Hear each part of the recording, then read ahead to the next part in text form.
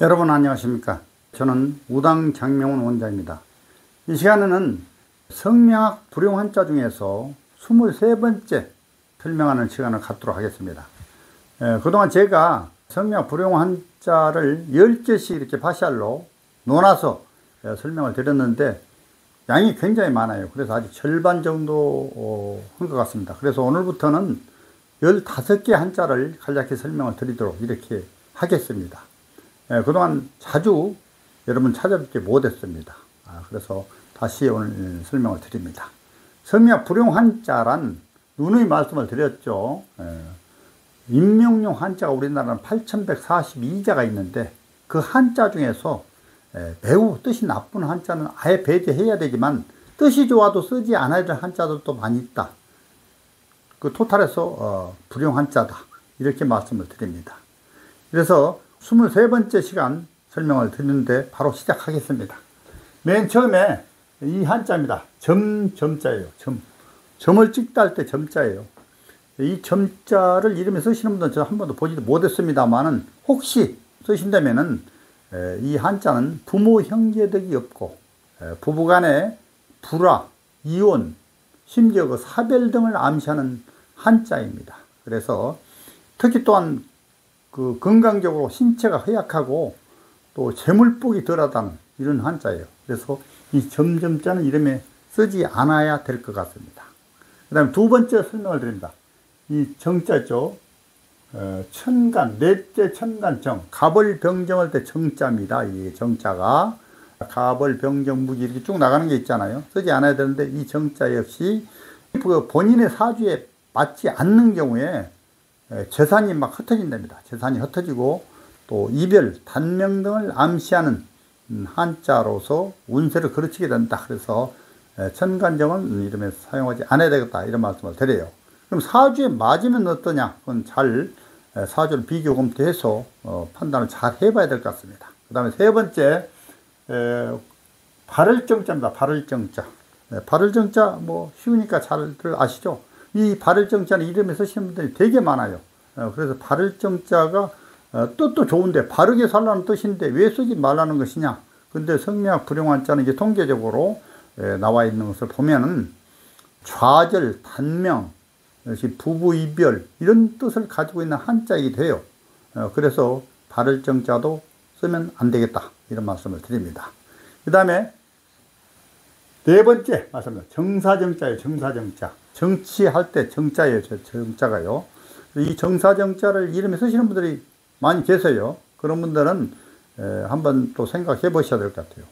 재앙과 불운을 암시하는 한자다. 재앙. 그래서 이 정사정자도 이름에 사용하면 불리하다. 이런 한자입니다. 그 다음에 다섯 번째 고들정자입니다. 고들정자. 이 고들정자는 뭐 여자들 이름에 많이 쓰고 계세요. 그래서 고들정자 아마 쓰시는 분들이 제가 이 글자에 대해서 설명을 드리면은 거의 뭐 개명하신 분들 대단히 많습니다. 다른 것이 다 좋은데도 이 정자 하나 때문에 개명을 하시는 분들 많아요. 그래서 고들정자를 이름에 쓰시면 어떻게 되느냐? 원래는 이거 얌전하고 정직하라는 뜻이죠. 그러나 그 좌절, 단명, 부부 이별의 암시가 있는 한자예요.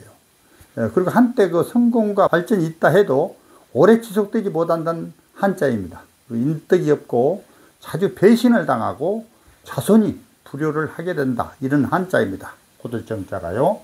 자, 그 다음에 말글정자입니다. 말글정자. 이 정자는 보기 쉽죠? 이제 세 개가 똑같으니까.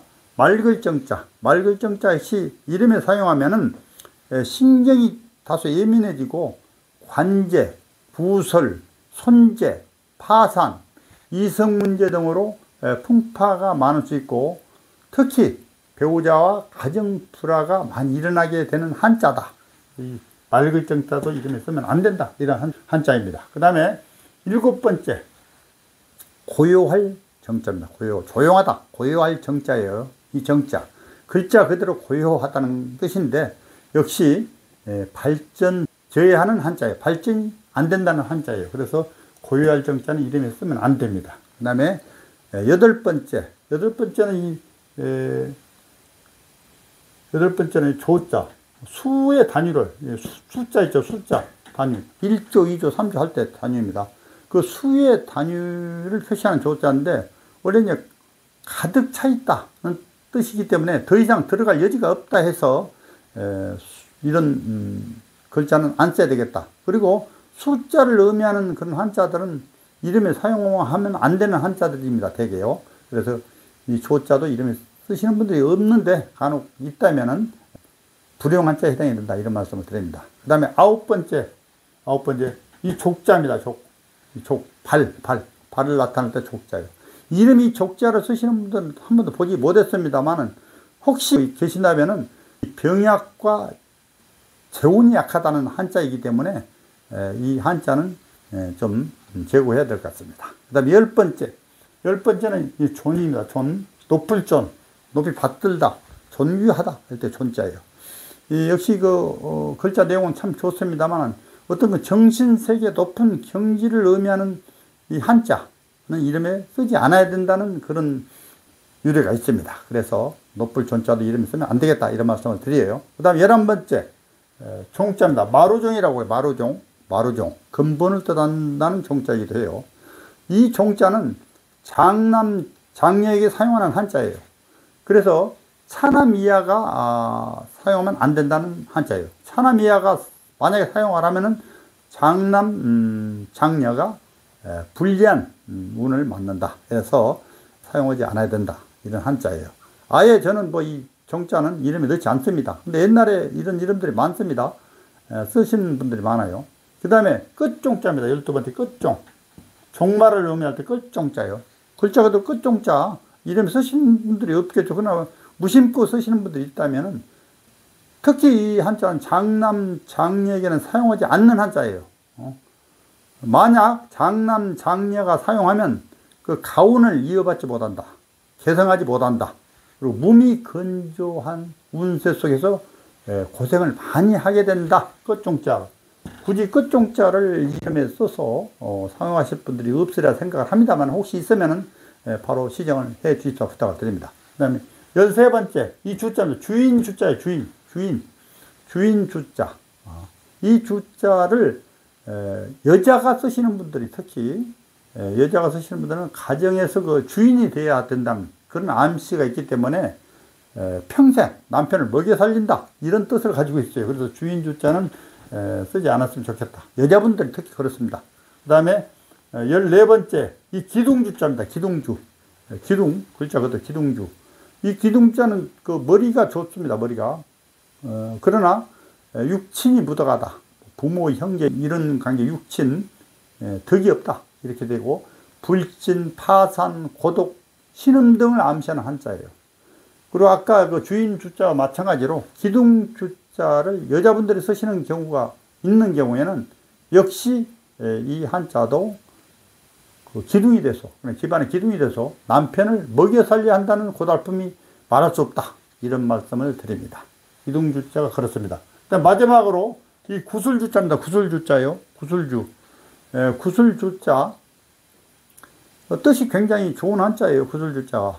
그런데 이 구술주자가 어떤 의미를 내포하고 있느냐면 신체가 허약하게 되고 부분이 불길해지고 그러다 보니까 애정의 번뇌가 심하다는 그런 한자예요.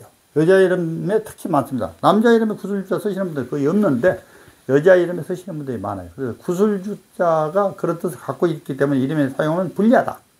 아마 구술주자를 쓰시는 분들도 역시 개명을 하신 분들이 굉장히 많이 계셨습니다. 이상 15개 한자를 설명을 드렸어요. 제가 누누이 말씀을 드립니다만은 불용한자란 도대체 누가 뭐 때문에 이렇게 자꾸 얘기를 하느냐 이렇게 말씀하시는데 계속 그 통계적으로 내려온 게 있어요. 그런 것들 제가 종합해서 말씀을 드리는 건데 가급적 좋은 한자를 사용해 달라 이런 말씀을 드리는 거예요. 그런데다가 불용한자로 굳이 알면서 쓸 필요는 없겠다 이런 말씀을 드립니다. 다른 것이 다 좋아도 한자 뜻이 나쁘다면 안 써야 되겠다 이런 말씀을 드리면서 15개 한자 23번째 설명을 드렸습니다. 이상 마치겠습니다.